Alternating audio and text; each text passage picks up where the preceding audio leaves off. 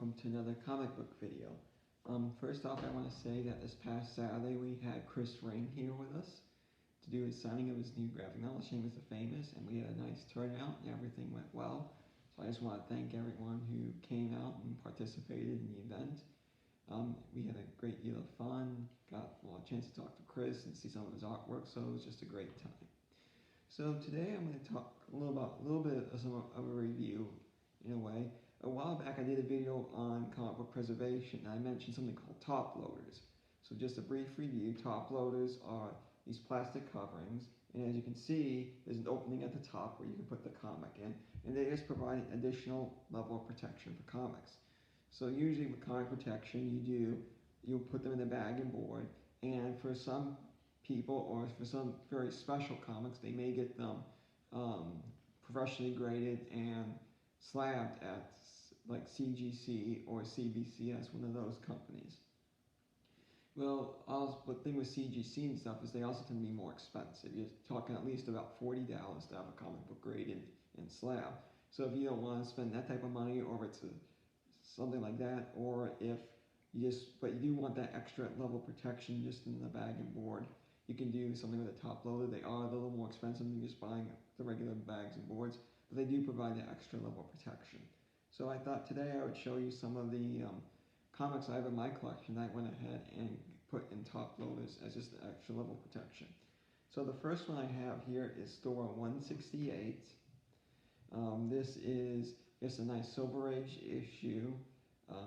It also is a key. It has the origin of Galactus. But this is just a nice one I have in my collection that I wanted to just, and of course it's a somewhat more mid-grade issue. It's kind of beat up, but it's still just a nice issue that I like in my collection, and I just wanted extra level of protection for it.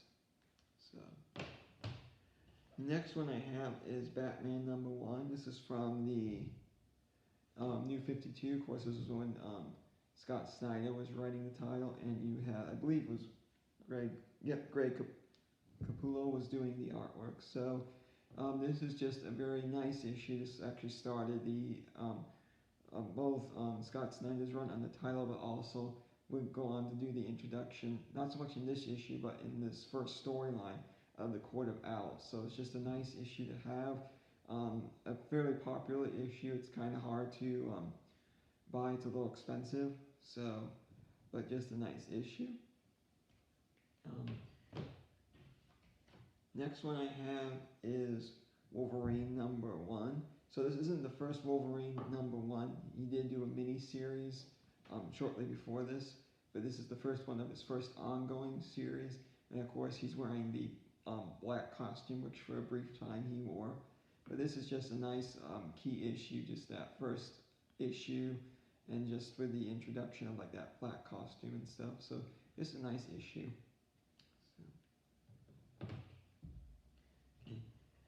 Next one I have is Green Lantern 25. This is from Geoff Johns' run on the title.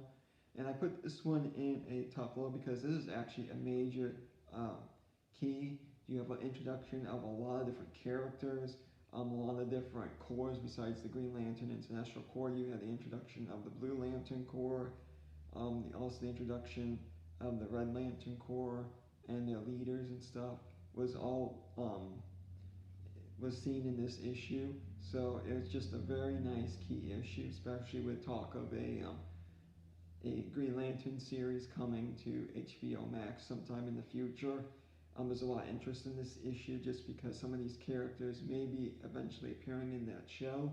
So it's just a nice key issue. Also, it's just a great storyline too. Sinestro Corps was an excellent story arc, a storyline, and just a lot of great characters were introduced as well.